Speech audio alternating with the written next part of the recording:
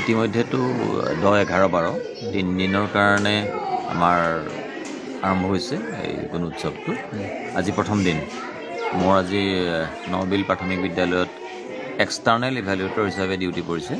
ইয়াতে আহিলোঁ, ইতিমধ্যে ৰাইজৰ সহযোগো যথেষ্ট পালোঁ।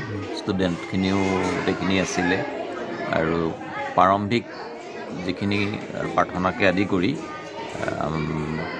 সেইখিনি কাৰ্যসূচী ইতিমধ্যে সমাপ্ত হৈছে আৰু ৰাইজৰো সঁহাৰিও যথেষ্ট পাইছোঁ।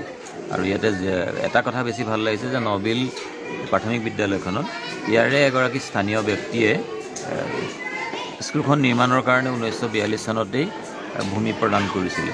তেখেতকো আজি মই লগ পাইছোঁ, তেখেতৰ পৰিয়ালবৰ্গক লগ পাইছোঁ আৰু আপোনালোকক যিহেতু লগ পাইছোঁ। আৰু ইতিমধ্যে এইটো ভাল এটা হৈছে যে গুণোৎসৱৰ যিটো ৰিজাল্টটো আচলতে এই গুণোৎসৱে আমাৰ ছাত্ৰ ছাত্ৰী, শিক্ষক আৰু সমাজ এই গোটেইখিনিকে একেলগ কৰাৰ লগতে ইয়াৰ যিটো মূল উদ্দেশ্য যে আমাৰ শিক্ষা ব্যৱস্থাত ছাত্ৰ ছাত্ৰীসকলৰ যিটো গুণগত মান সেইটো উন্নত কৰাত যথেষ্ট সহায় কৰিছে।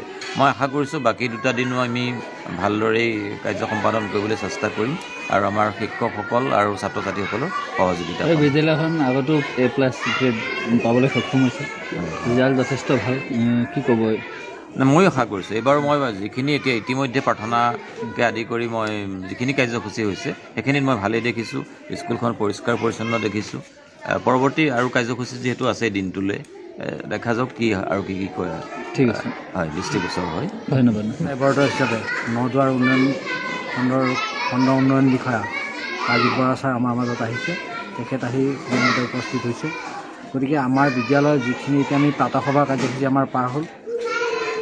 এইটো আমাৰ 5মবাৰ গুণোৎসৱ। প্ৰতি বছৰে আমি গুণোৎসৱ পালন কৰি আহিছোঁ।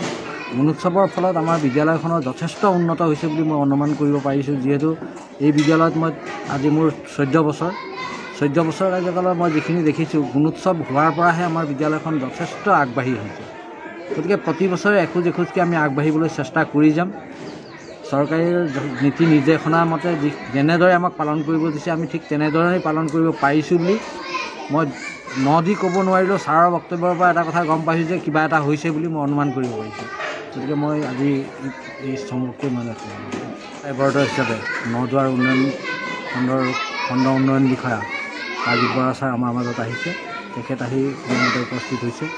গতিকে আমাৰ বিদ্যালয়ৰ যিখিনি এতিয়া আমি প্ৰাতঃসভা কাৰ্যসূচী আমাৰ পাৰ হ'ল। এইটো আমাৰ 5মবাৰ গুণোৎসৱ। প্ৰতি বছৰে আমি গুণোৎসৱ পালন কৰি আহিছোঁ।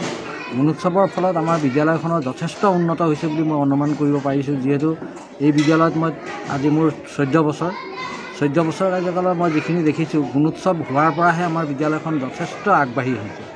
গতিকে প্ৰতি বছৰে এখোজকৈ আমি আগবাঢ়িবলৈ চেষ্টা কৰি যাম। চৰকাৰী নীতি নিৰ্দেশনাৰ মতে যেনেদৰে আমাক পালন কৰিব দিছে আমি ঠিক তেনেদৰেই পালন কৰিব পাৰিছোঁ বুলি মই দি ক'ব নোৱাৰিলেও ছাৰৰ বক্তব্যৰ পৰা এটা কথা গম পাইছোঁ যে কিবা এটা হৈছে বুলি মই অনুমান কৰিব পাৰিছোঁ। গতিকে মই আজি এই চমুকৈ মানে